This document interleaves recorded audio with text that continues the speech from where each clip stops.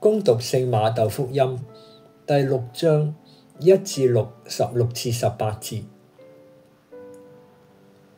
耶穌對群眾話：你哋要謹慎，唔可以喺人面前做正義嘅事，淨係為咗引人注目，因為咁樣就得唔到你哋天父嘅賞報啦。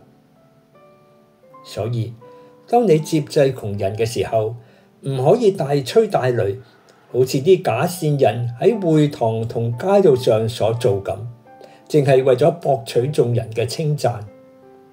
我實在話俾你哋知，佢哋已經有佢哋嘅賞報啦。但係當你接濟窮人嘅時候，唔好俾你嘅左手知道你嘅右手喺度做乜嘢，使你嘅施捨隱而不露。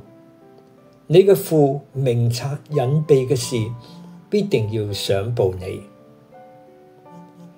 當你祈禱嘅時候，唔好似假善人咁，因為佢哋鍾意喺會堂裏面或者街頭企喺度祈禱，好等其他人睇見。我實在話俾你哋知，佢哋已經有佢哋嘅賞報啦。而當你祈禱嘅時候，進入你嘅內室，閂埋門，向嗰位喺隱秘中與你同在嘅父祈禱。你嘅父明察隱秘嘅事，必定要賞報你。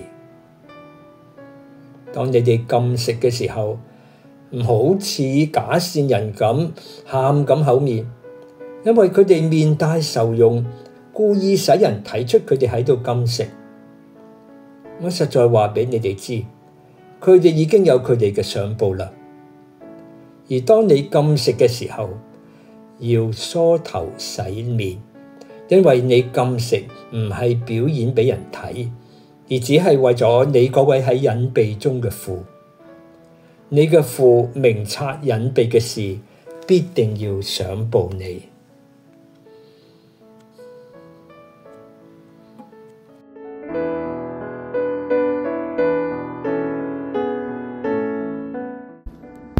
福音反省。喺今日嘅福音裏邊，耶穌俾咗我哋一個平靜之但係有力嘅邀請。當你們施捨、祈禱、禁食的時候，要暗暗地進行。你的父明察隱秘的事，必要賞報你。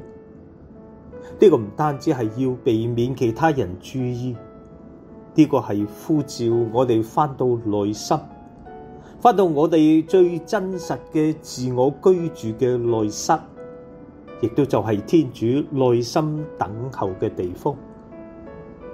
喺呢一個喧鬧嘅世界裏邊，我哋總係渴望被睇到、被欽佩、被稱讚。但係耶穌就邀請我哋離開舞台，返到最重要嘅事情上邊。耶穌講：回到你的房間去。呢個唔係為咗逃避世界，而係為咗重新去發現我哋係邊一個嘅真相。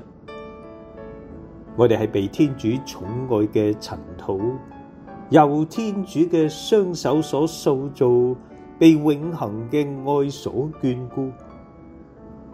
施捨、祈禱、禁食，呢啲唔係為咗表演俾人哋去睇，而係發自內心。